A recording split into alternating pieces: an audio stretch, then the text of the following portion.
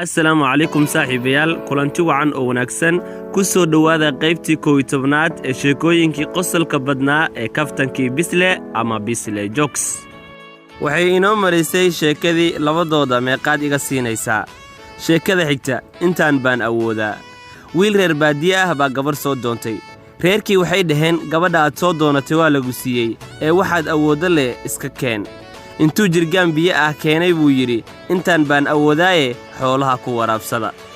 Sheekada xigta armaa muran laga helaa. Dhalinyaro sheekaysanaysa baa waxay ku doodeen Soomaaliya shidaal baa ka buuxo iyo shidaal kuma jiro. Mid baa yidhi war gobolka Mudug baa laga helay ceel shidaal ah. Mid kaloo reer Mudug ah baa yidhi armaa muran laga helaa iyo indha adayg inta shidaal la raadinayo. Sheekada xigta Soomaaliya ha noolaato. mid dhaqan celis ah baa wuxuu maqli jiray Soomaaliya ha noolaato markuu tago xafladaha la iskugu yimaado aad buuna u jeclaa inuu mar tago. Waagii dambe baa la keenay.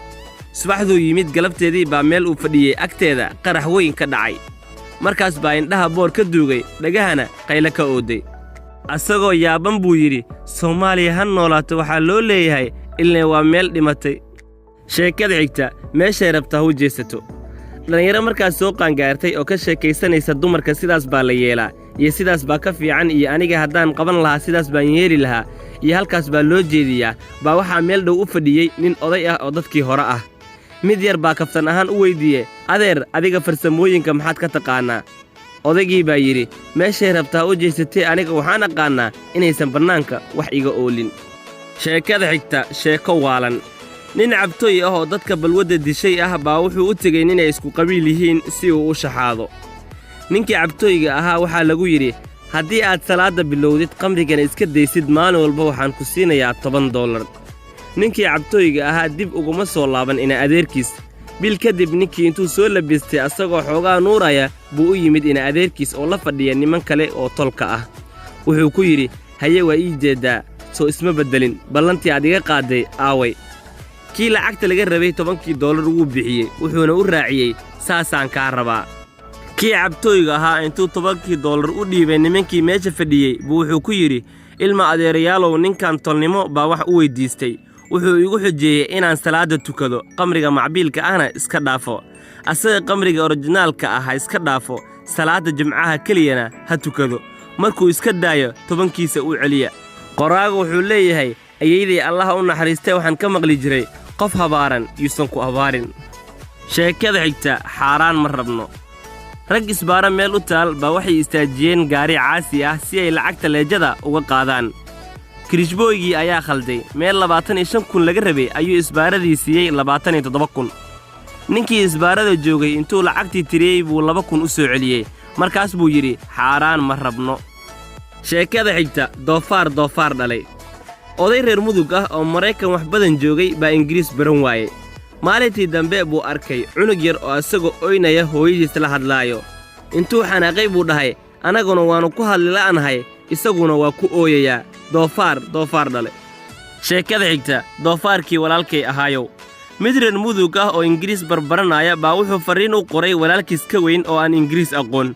wuxuu ku bilaabay greetings my big brother Victor oo tii doofaarka ahayd ah asagoo ula jooda my big brother walaalkay iga weynow. mid buu yidhi kaalay ii fasir waxaa lagu dhahay wuxuu ku leeyahay doofaarkii walaalkay ahaayow waan ku salaamay. kii intuu xanaaqay kulaha maanigu doofaar igu leeyahay doofaarka dhaansada. sheekada xigta xaas yar guurso. oday baa lagu yidhi xaas yar guurso. wuxuu ku jawaabay tii weyneed baan tabar u la'ahaye mid kale halkeen geynaa. waxaa lagu yidhi hebel oo kaa weyn wuu guursaday oo cabaadkeeda cidaha isku soo baxaye maxaa kaa qaldan adiga. kulaha waxa ka qaylisiinaya og bilaa dhegta ka qaniin. sheekada xigta haddaan qoftan aroosi lahaa. wadaad baa wuxuu jeclaaday gabar yar oo aad u qurux badan laakiin waa ay diiday. waxaa guursaday mid ciyaalsiye ah. wadaadkii baa arkay gabadhii oo dhar khafiifa oo ku dheggan ku labisan. intuu farta ku fiiqay buu yidhi haddaan qoftan aroosi lahaa diintay macaansan lahayd. sheekada xigta adeer aa ka doono. oday baa gabar yar uu guursaday ka masayray. mar kasta waxay ku hadashaa taleefanka ayadana hadduu la hadlo wuxuu ka baqayaa waa tegayaa inay dhahdo. wuxuu ku jiraa ma kaa tagaa mise waa kuu taliyaa. markaasuu ciyaalka xaafadda bistoorad lixqaad ah la soo ag istaagay asagoo leh waan idin wada dilayaa yaa xaaskayga la hadlay meesha 20 dhalinyaro ah baa fadhiday ayagoo yaaban odayga wuxuu sheegayana aanan garanayn bay iska aamuseen mar kale buu ku celiyey sheega yaa xaaskayga la hadlay haddii kale waan idin wada dilayaa kii ugu yaraa baa ku yidhi adeer bastoolada namooda gaartee qori AK47 ah doono saaxiibayaal intaas ayaan ku soo afmeerayaa barnaamijkeenna maanta intaan barnaamij la mid ah ku kulmi doono waa saaxiibkiin Faarax Fawzi oo idinkaga tagaya sidaas iyo nabadgelyo